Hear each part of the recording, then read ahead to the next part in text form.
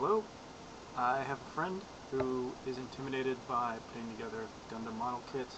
Maybe not intimidated per se, but he always mentions how he thinks it looks complicated and he doesn't really like the show. But I mean, I never really watched the show past Gundam Wing and G Gundam when they were on Cartoon Network, but I still think it's neat to just put together little model kits of robots. So I'm going to put together a really simple one. It's a little SD Gundam. It's the RX-772 Guncannon, which, if memory serves, they're just cannon fodder. They're mass-produced. There's like thousands of them, and you know they die all the time. For this one's such a simple model, I'm just going to use my cutters. These are just normal clippers, kind of angled at the tip to get into tight corners and things, and it's very thin. Help cut stuff. You got these at Hobby Lobby for $10. They're pretty nice. You know, it's got a spring, so you don't really have to do much. You can use stuff like wire cutters if you really want. But I was there. These were on sale. I actually paid less than 10, so I went for it. All right. So the box is how it comes. You know, it's an SD Gundam, which means it's super-deformed, which means it's going to be short and squat with little legs and little arms and big head and a squat body. Opening it up, there's going to be an SD Gundam, just one bag of plastic pieces on what's called a runner. The runner is the entire plastic piece. I'll open the bag and give you a peek. Alright, I'm also going to be using my Excel blade because it doesn't want to open for me.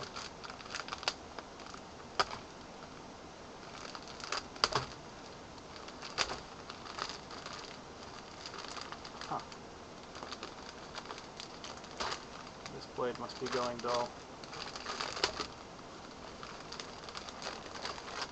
Alright, anyway. Good enough. Usually on the lower grades, from what I've seen, there's going to be one runner that is made out of rubber. You know, it's going to be flexible and things.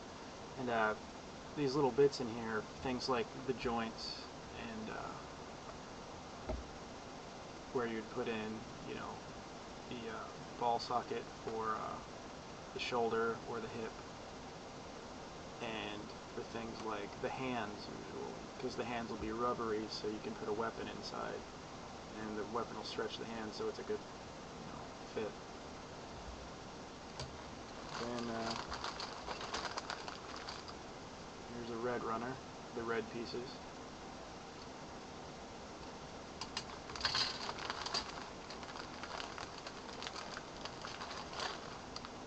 Here's a runner with several colors on it. You'll see this often. Helps save cost by using different colors. And here's the front of the helmet. You can tell because it looks like the front of the helmet. And down here, this is actually a clear green, which is the visor, which is pretty neat. Normally on these really cheap ones, I don't really see many clear pieces, so it's kind of nice. Plastic bag. Oh, actually, there's more in there.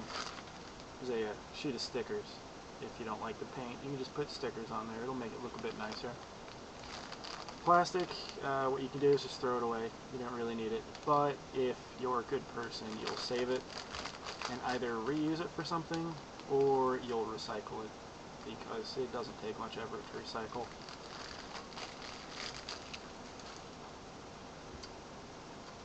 And then this is the last runner. The thing about these runners is they're labeled.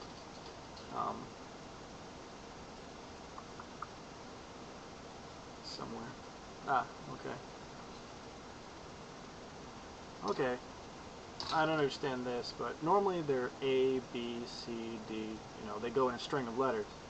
This first runner here, right here, I know you can't see it because my webcam isn't that great, but it says A1 for some reason.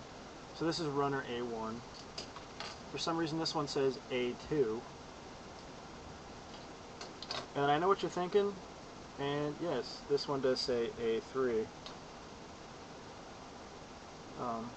The thing about this last one though is it also says C over here, and it says A3 right here, which, you know, it's not rocket science. Anybody can pretty much figure that out. A1, A2, A3. Now, when I told my friend about these model kits, I told him a lot about, you know, I told him a lot, but I said it's a lot like putting a Lego kit together. There are pieces, and then there's an instruction booklet. And the instruction booklet is laid out a lot of the same way as a Lego book. Shows the pieces you need, and then how to put them together. It's really simple. Real easy to do. You know, you can kind of see the helmet there, and it shows the back of the helmet with a piece in between put on the front of the helmet. Now that little piece is rubber, and that'll be the neck. It'll hold the head on, but you can still take the head off, but it'll let you adjust the head left and right, and I'll look around. Also shows the sticker there, and you'll put that in, and then the visor, that green visor I showed. So it's a pretty simple process. You know, and these smaller ones, you'll get them done real quick, and it'll make you feel like a sense of accomplishment. Something you can do in about an hour, probably less, depending on how many times you've done this. But I like to put some detail and work into my models, so I use, normally I use plastic cement. I don't recommend this exact brand though, Testers, in this little jar, because it doesn't seem to work very well.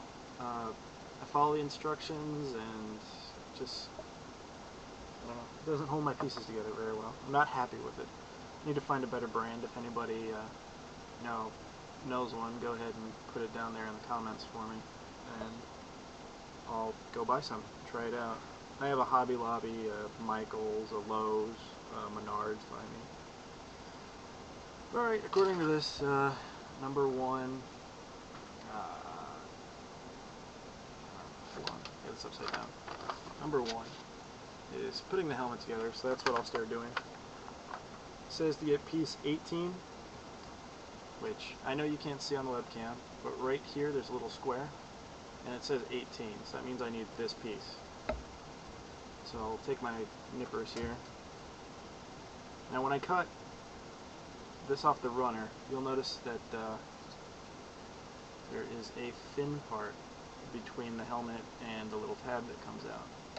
I like to cut there, but I like to leave a little gap between the helmet, well, the piece and the runner. And I'll sand that down later, and I'll explain why in a second here after I clip this out.